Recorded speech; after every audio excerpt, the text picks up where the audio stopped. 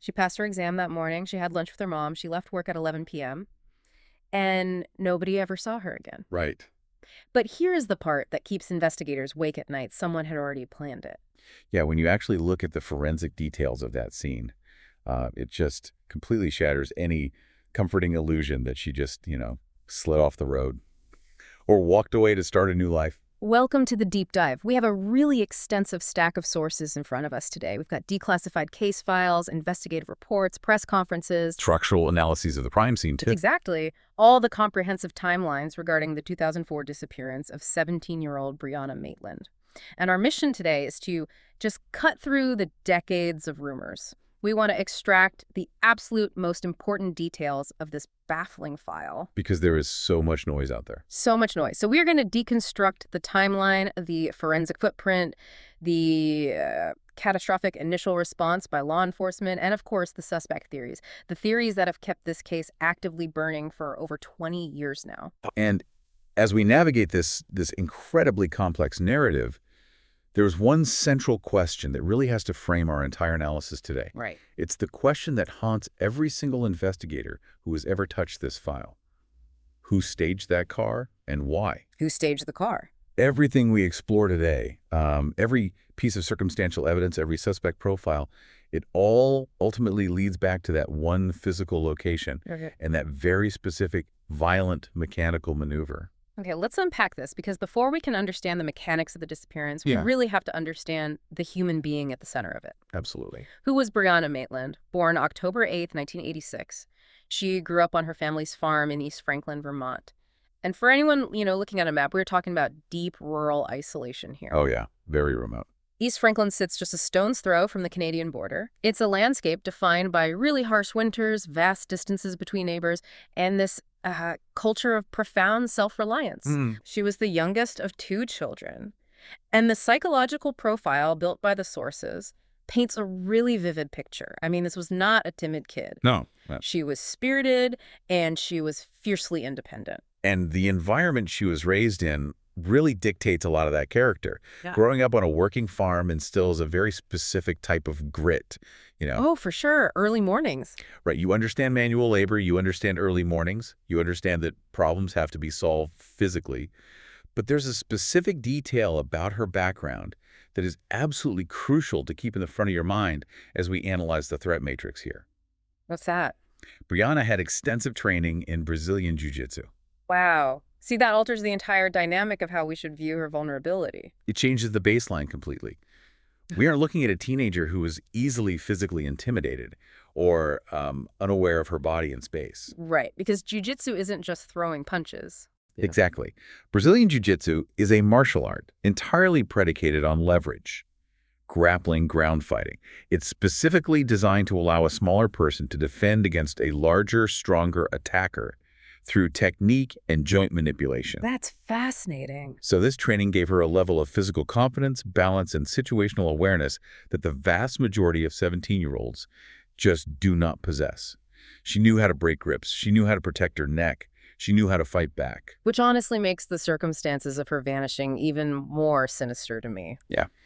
And that independence streak we mentioned, it really came to a head in October 2003, right around her 17th birthday.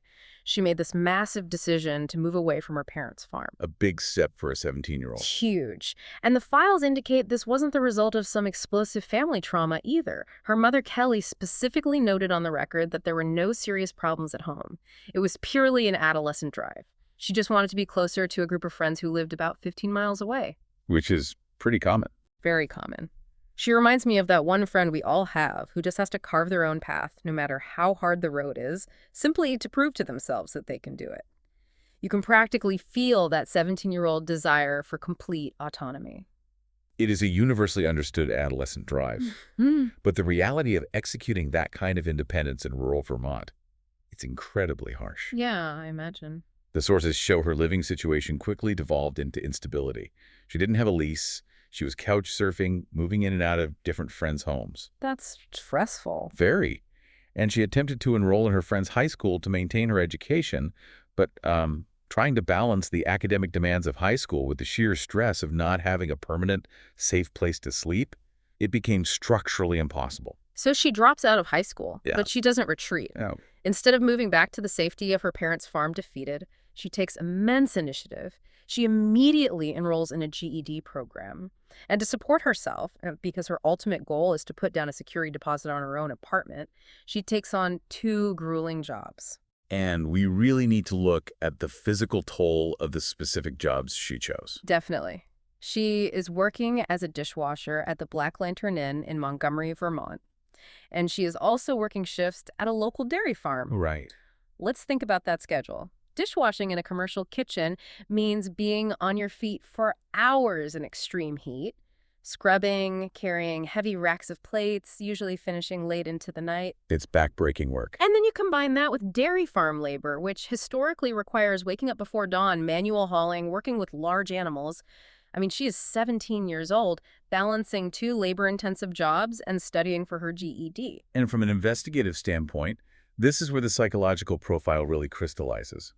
When law enforcement encounters a missing teenager, one of the very first behavioral pathways they try to establish or rule out is the voluntary disappearance theory. Like, did they just run away? Exactly, the runaway theory. Were they giving up? Were they fleeing a hopeless situation? Did they feel overwhelmed and simply walk away? But Brianna's actions in March of 2004 actively dismantled the runaway theory. Completely. Working 16-hour days between a farm and a kitchen to save for an apartment deposit is forward-looking behavior. This was a young woman actively, aggressively building a foundation for her future, committing to that level of exhausting labor only to voluntarily vanish without a trace.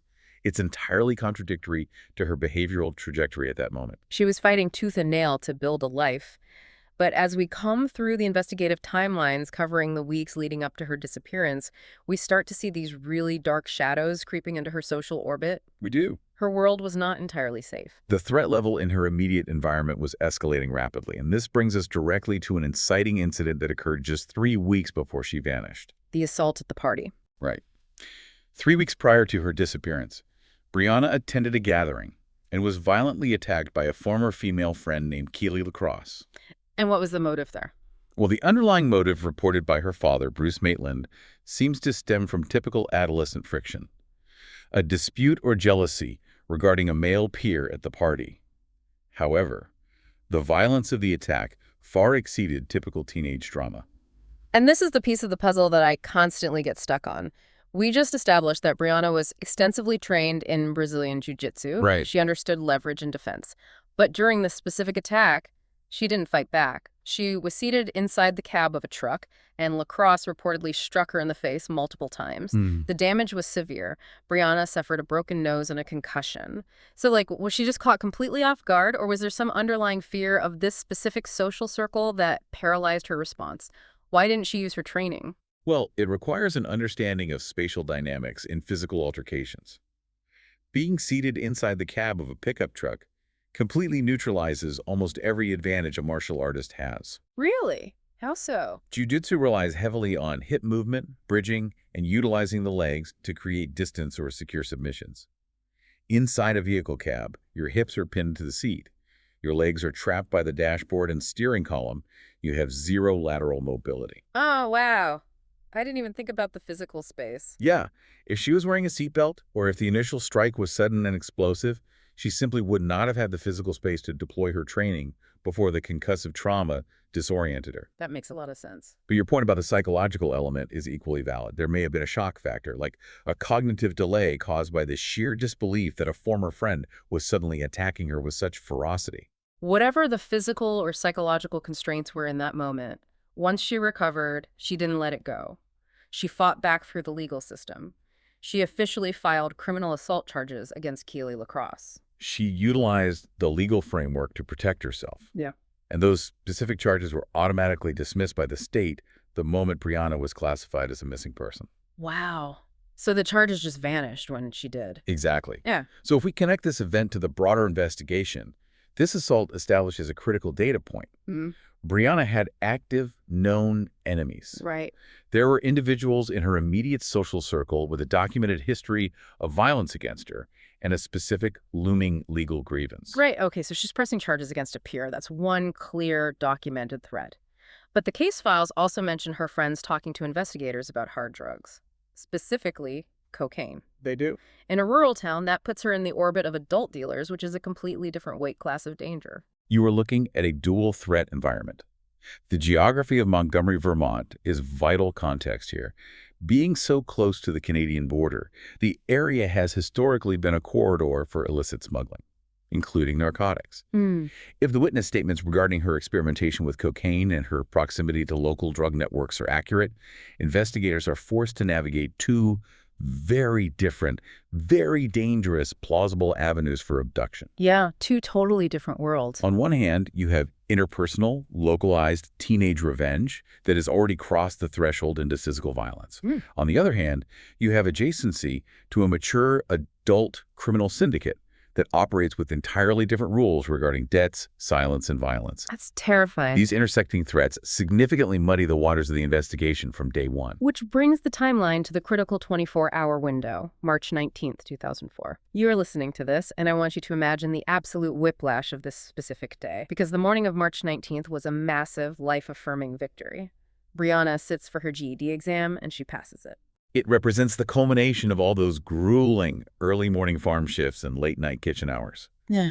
She has officially conquered the educational hurdle that was blocking her path to adult independence. To celebrate this milestone, her mother, Kelly, takes her shopping and out to lunch in St. Albans, Vermont. It is supposed to be this perfect, pressure-free day of celebration. Right. But then, while they are walking through a store, something inexplicable happens. The investigative notes show Brianna is looking out a store window and she spots something or someone outside. We have no record of what it was. None. But whatever she registers through that glass, she becomes suddenly, visibly, and absolutely terrified. The shift in her demeanor is instantaneous. She demands that they cut the shopping trip short immediately and go home. And she adamantly refuses to tell her mother what she saw. It is one of the most chilling behavioral anomalies in the entire case file. It really is. You have a young woman who, as we've established, possesses significant grit. She is a martial artist. She is pursuing legal action against someone who broke her nose. She is not easily intimidated. Right. Yet, a single fleeting glance out of a commercial window induces a fear response so profound that it paralyzes her and completely derails a major celebratory event. Psychologically, a freeze-and-flee response of that magnitude strongly suggests that whatever she saw represented a highly credible, immediate, and understood threat to her life or safety. So it wasn't just, like, general anxiety. No, it wasn't a vague anxiety. It was a specific terror. By the afternoon, the panic seems to have subsided, or, she has internalized it. Her mom drops her off at her friend Jillian Stout's house in Sheldon, where she's currently keeping her belongings. Brianna leaves a handwritten note for Jillian before heading out to work. And the note is entirely ordinary. Completely ordinary. She just mentions she's heading to her shift and will be back later that night. It is the ultimate tragedy of the mundane. Then she drives to the Black Lantern Inn for her dishwasher shift. Investigators later interviewed her coworkers extensively. They all corroborated that her behavior during the shift was totally normal. No red flags at all. None. There were no strange phone calls to the restaurant, no weird vehicles idling in the parking lot, no visitors demanding to see her. At the end of the night, a coworker actually invites her out to get food. But Brianna turns the invitation down. Because of this arm. Yeah. She explains that she has an early morning shift at the dairy farm the next day, and she needs to get home to get some sleep. Again, look at the behavioral footprint. Leaving a casual note for a roommate detailing your expected return. Yeah. Turning down a social invitation because you are prioritizing a work commitment the following morning. These are the explicit actions of an individual who is planning for tomorrow. This is someone who fully intends to safely navigate the 15 miles home and wake up in her own bed. Exactly. So at approximately 11:20 p.m., she punches out. She says goodnight to her colleagues, walks out the back door into the cold March air, gets into her green 1985 Oldsmobile Delta 88, and drives off into the dark. Yeah. And that moment, the taillights fading down the road, is the absolute last time anyone who knew her ever saw her alive. And less than 12 hours later, the physical evidence fundamentally changes the trajectory of the investigation. It pivots from a missing teenager to a suspected homicide. The morning of March 20th, a Vermont state trooper is dispatched to Route 118 in Montgomery, roughly a mile away from the Black Lantern Inn. There's a civilian report of an abandoned vehicle causing a potential hazard. Route 118 is a winding, remote, heavily forested road, pitch black at night, with spotty to non-existent cell service. And what the trooper finds when he pulls up is a scene that completely defies logic. It is a tableau that makes absolutely no sense as a standard motor vehicle accident. Brianna's green Oldsmobile Delta 88 is found backed into the side of an abandoned, deteriorating farmhouse, a structure known by locals as the Old Dutchburn House or the Dutchburn Barn. Let's talk about the physics of this, because it wasn't a fender bender. It wasn't a situation where she hit a patch of black ice, spun out, and gently bumped the side of a building. Not at all. The vehicle was backed in deliberately and with immense calculating force. An 85 Delta 88 is essentially a tank. It is a heavy, rear-wheel drive sedan weighing over 3,500 pounds. Massive car. Right. The vehicle was reversed into the barn with such velocity that the rear bumper violently breached the exterior siding and became wedged on the solid stone foundation of the building. The geometry of the impact literally lifted the rear drive wheels of this massive car completely off the ground, suspending them in the air. Oh, wow. The vehicle was completely irreversibly disabled. You could not get behind the wheel, put it in drive, and leave. The trooper approaches the vehicle. The doors are unlocked. He looks at the ignition. The keys are completely missing. There's nobody inside the car. He searches the abandoned barn. Nobody is there. And crucially, looking at the interior and the immediate surroundings, there are absolutely no signs of a violent physical struggle. Right. No blood spatter on the upholstery, no broken glass from a shattered window, no torn clothing. But the inventory of what is left inside the car is just as critical as the missing keys. On the front passenger seat, resting in plain view, are 2 uncashed paychecks from the Black Lantern Inn made out to Brianna, totaling roughly $150. Her money's just sitting there? Her ATM card is sitting there, her prescription glasses are in the car, her contact lens case is present, and her critical migraine medication is left behind. Outside the car, scattered on the ground near the driver's side door, they document some loose change, a plastic water bottle, and an unsmoked cigarette.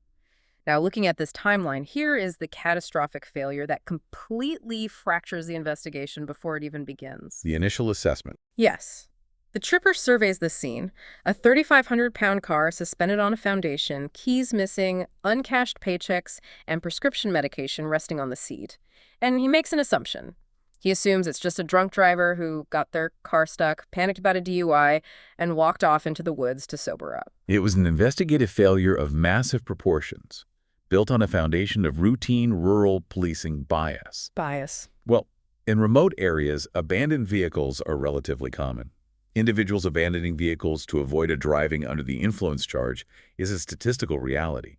But the presence of uncashed checks, an ATM card, and prescription medication should have triggered an immediate elevated threat assessment. Because nobody leaves that stuff behind. Exactly. A person might walk away from a car to avoid a ticket. A teenager does not walk away from their money, their vision aids, and their medication. Those are the fundamental tools of survival. Looking at this timeline, those 4 lost days are the black hole of this case. A car with paychecks on the seat is treated like a parking violation. The forensic window didn't just close, it was locked and boarded up before the investigation even started. Heartbreaking. The trooper runs the plates, and it comes back registered to Kelly Maitland, Brianna's mother. He sees the paychecks are made out to Brianna. He reportedly drives to the Black Lantern Inn to see if she's there, but the restaurant is closed. So what does he do? He calls a local tow truck. He moves the car. He has the car physically yanked off the foundation and towed to a local garage, and nobody contacts the family. And in the realm of missing persons and potential homicides, the first 48 hours dictate the entire probability of a successful resolution. Let's track these days. March 20th, the car is discovered and towed. March 21st, Brianna fails to show up for her morning shift at the dairy farm. Her roommate, Jillian, starts getting seriously worried because she hasn't returned. March 22nd, Jillian finally calls Brianna's parents to ask if she's with them. March 23rd, the panic sets in, and her mother, Kelly, officially calls the state police to report her daughter missing. It is not until March 25th, 5 agonizing days after the vehicle was found disabled on Route 118, that Bruce and Kelly Maitland travel to the police barracks with photographs of their daughter, and a trooper finally connects the dots and shows them the Polaroid of the green Oldsmobile backed into the Dutchburn barn. When Kelly Maitland looked at that photograph of the staged car, her reaction bypassed all logic and went straight to maternal instinct. She recounted the moment, stating, Oh, "Oh, my stomach rolled. I started to shake.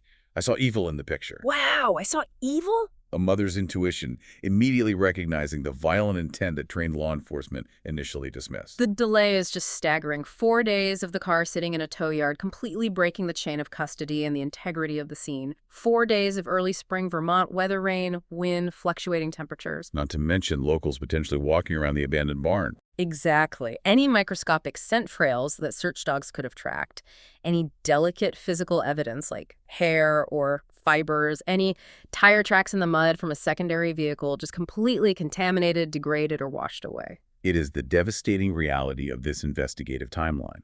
Those initial lost days may have cost Brianna her life, or at the absolute minimum, they cost investigators their best and only chance of securing pristine evidence. Because when forensic teams finally gained access to properly process that Oldsmobile over a week later, their structural analysis revealed that the trooper's initial assumption was completely tragically wrong. It wasn't a drunk driver making a mistake in the dark. No. Investigators, and later the FBI's Behavioral Analysis Unit in 2007, officially concluded that the entire scene at the Dutchburn barn had been staged. Staged to mimic an accident to buy the perpetrator's time? Precisely. And when you break down the logistics of that staging, the implications are chilling. Consider the mechanical reality of what occurred. An individual drove Brianna's car to that specific, dark, remote location on Route 118. They deliberately shifted into reverse and accelerated into the stone foundation with enough force to permanently disable the vehicle's drivetrain. Right. They removed the keys to prevent anyone from trying to start it.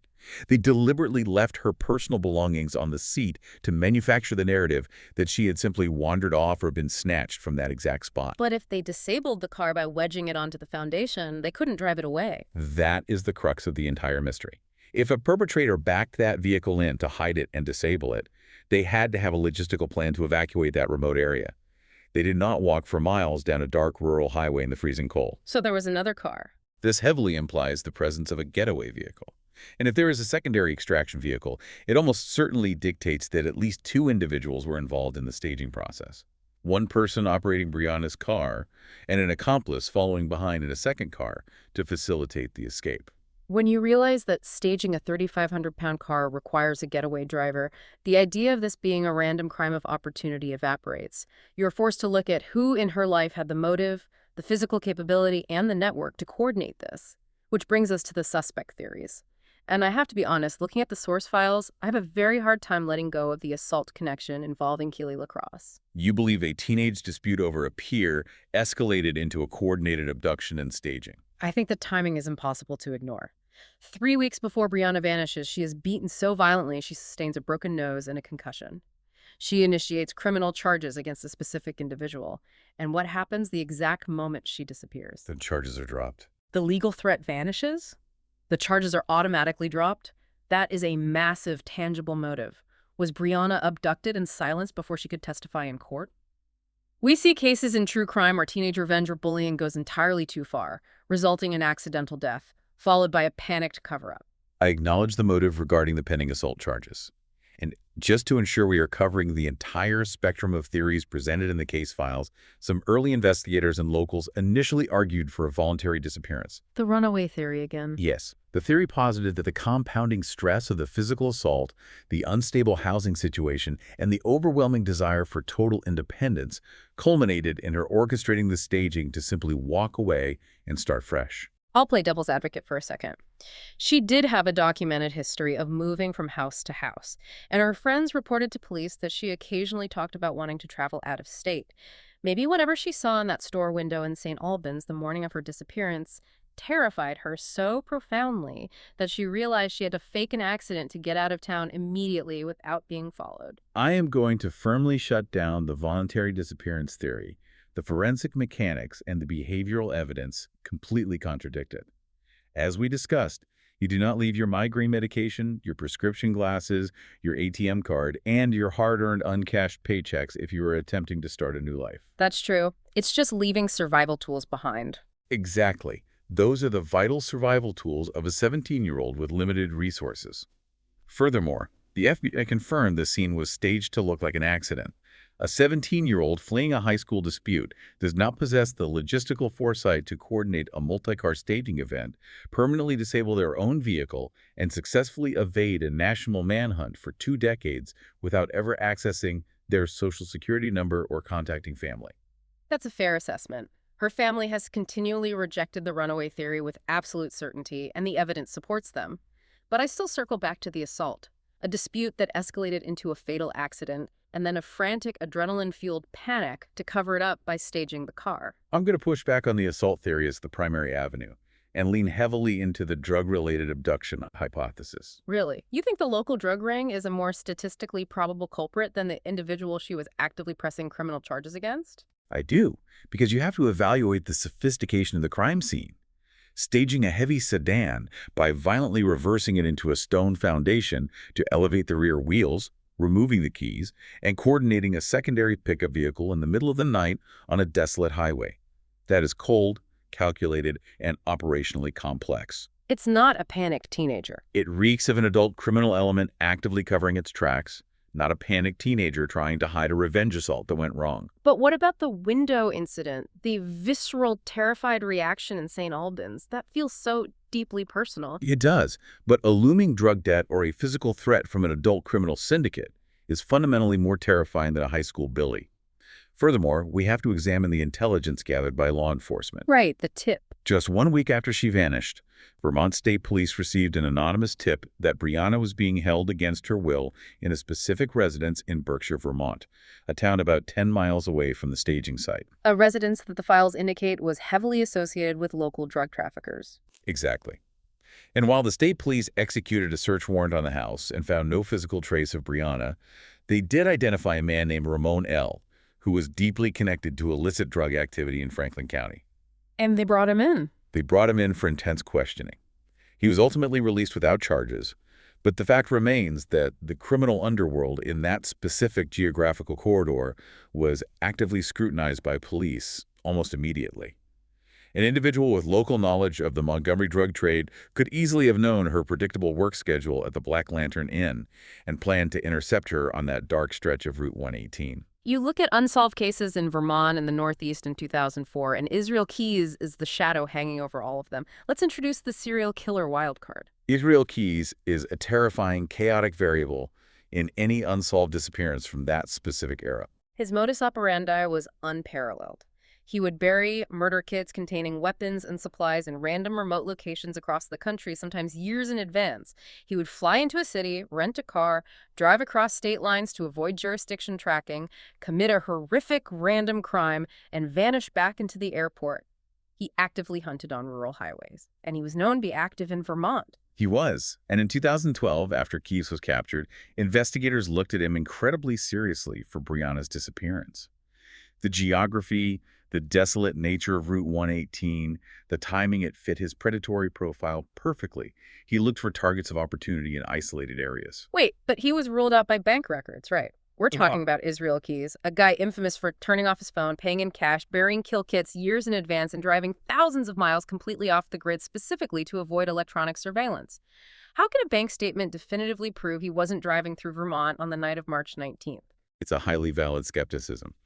But the FBI's timeline reconstruction on Keys post-capture was incredibly granular.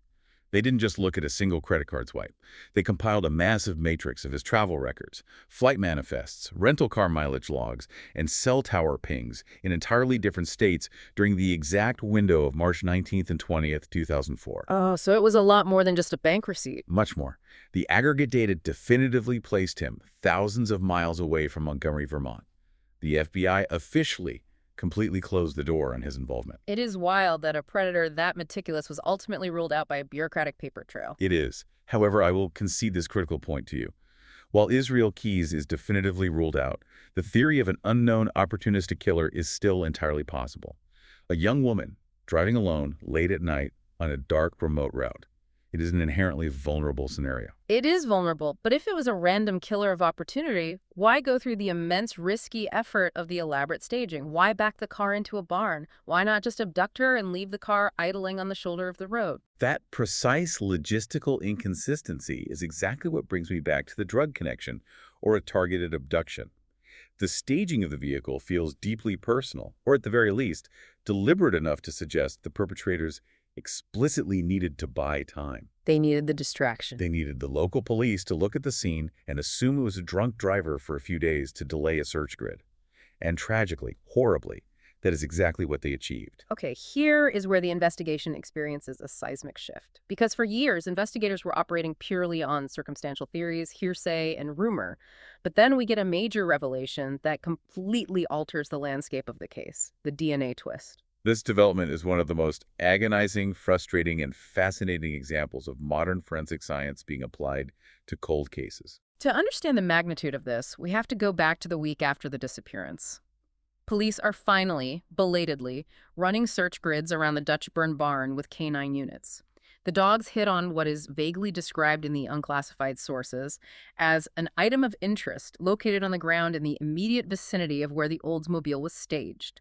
The forensic team carefully collects it, and they manage to pull a DNA sample from it. And for over 15 years, that DNA sample was essentially a ghost profile. It was uploaded and continuously run through CODIS, the FBI's combined DNA index system, which relies on standard short tandem repeat, or STR, markers. Right, which only works if the person is already in the system. Exactly. It's an incredible tool if the offender has a prior felony conviction and their DNA is already in CODIS. But if they aren't, it's a dead end. The sample just sat there, waiting for technology to catch up. Until 2020, the Vermont State Police make a crucial decision. They partner with Othram Inc., a highly advanced Texas-based forensic laboratory that specializes in forensic genetic genealogy. A total game changer. This is the exact same underlying technology that finally unmasked the Golden State Killer. Othram doesn't just look at 20 core markers. They sequence hundreds of thousands of single nucleotide polymorphisms, or SNPs. They can build a massive, complex family tree connecting the DNA to third and fourth cousins, narrowing down the genetic lineage until they pinpoint a specific family.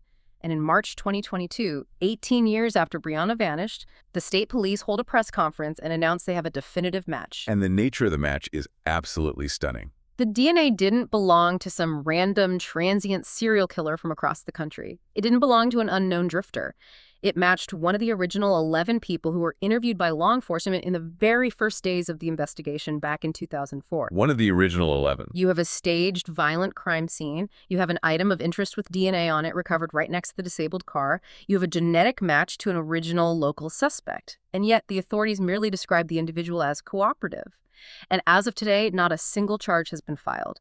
How is this person walking free? It is an incredibly difficult concept for the public to reconcile. But this highlights the heartbreaking, rigid reality of criminal law. You have to understand that the presence of DNA does not legally equate to proof of murder. It's like finding someone's fingerprint on a park bench. It proves they were at the park, but it doesn't prove they kidnapped the person sitting on the bench. That is an excellent analogy. It places their genetic material at the scene, and that distinction is everything to a skilled defense attorney. We don't know what the specific item of interest was. Law enforcement holds that back to verify confessions. But let's say, hypothetically, it was that unsmoked cigarette found near the car. Okay, let's say it was the cigarette. If police bring the suspect into an interrogation room and say, "We have your DNA at the crime scene," the suspect would simply reply, "Yes, I was driving down Route 118 2 days before Brianna vanished. I pulled over to relieve myself near the old barn, and I dropped my cigarette. I told you in 2004 I drive that road all the time." Oh man, the plausible deniability is built right in. Exactly. If the suspect can provide a plausible, non-criminal justification for their DNA being deposited in a public or semi-public location, the evidentiary value of that DNA plummets in a courtroom. Prosecutors need more than just the biological presence to prove a homicide. They need to connect the deposition of that DNA directly, inextricably, to the commission of the crime. Which is hard without a body. Almost impossible.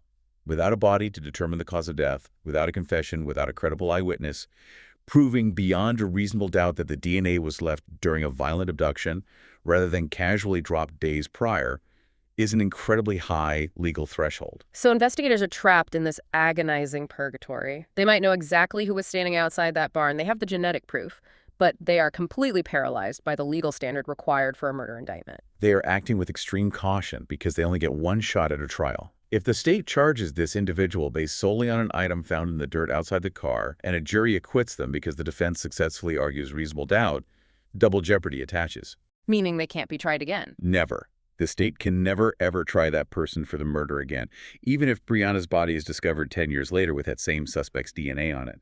They have to wait until the case is airtight. That structural reality is just agonizing for the family. Which brings us to the current landscape of the case today. We're looking at over 21 years since Brianna walked out of the back door of the Black Lantern Inn. But the Vermont State Police explicitly emphasize that this is an active, ongoing investigation. It is not sitting dormant in a filing cabinet. No, they are actively managing the file, and tips continue to come in regularly from the public. On the 20th anniversary of her disappearance in March 2024, the FBI and the Vermont State Police held a joint press conference to announce a new $40,000 reward for information leading to a resolution. During that conference, Major Dan Trudeau of the state police did something you rarely see in law enforcement. He apologized. He stood at the podium and publicly apologized to Brianna's father, Bruce. He stated, "We haven't given him the answer to his daughter's disappearance. That's on us. We're still working on it." It is a profound, rare moment of institutional accountability, acknowledging the catastrophic failures of those first 4 days. Bruce Maitland himself didn't even attend that specific press conference. He has since relocated out of Vermont, channeling his immense grief into tangible action. He started a nonprofit, right? He did. He founded a nonprofit organization dedicated to helping other families of missing persons hire private investigators and navigate the complex, often broken system that he feels failed his daughter so profoundly. And the physical landscape of the mystery itself has literally vanished. In July 2016, the old Dutch burn barn, the imposing structure where her car was staged, the physical anchor of this entire 2-decade nightmare, burned completely to the ground in a fire. It's just an empty space on Route 118 now. An empty space that leaves us grappling with so many haunting, unresolved questions. What exactly did Brianna see through that commercial store window in St. Albans that terrified her so deeply just hours before she vanished? Who was physically behind the wheel of her car when it was violently reversed into that stone foundation, and who was idling in the secondary vehicle waiting to extract them? Whose genetic profile is sitting in that case file right now, matching one of the original 11 people interviewed, and what will it take to finally make them crack? Was the anonymous tip about the drug house in Berkshire the absolute truth all along? And the most profound, agonizing question of all, is she still alive somewhere? It is an incredibly heavy stack of sources to process today. It is. And before we conclude this analysis, I want you to seriously ponder the sociological implications of this crime. Think about the logistics we've discussed. At least 2 individuals were required to stage that car. A local narcotics network was heavily investigated. An original suspect from the immediate area has their DNA logged at the scene. What happens to the psychology of a small rural community when the people who know the absolute truth are walking freely among them? Someone in that localized geographic area knows exactly who backed that green Oldsmobile into the barn. They might be standing behind you at the grocery store, they might be pumping gas at the next pump, and they have maintained this horrific secret flawlessly for over 2 decades. That is a deeply terrifying thought, that the monsters aren't hiding in the deep woods, they're just integrated into the community, going about their day. And if you think the circumstances and the botched early response of Brianna's case are disturbing, wait until our next deep dive. Because just 1 month before Brianna vanished, a mere 66 miles away across the border in New Hampshire, another young woman named Maura Murray disappeared on a dark, winding rural road.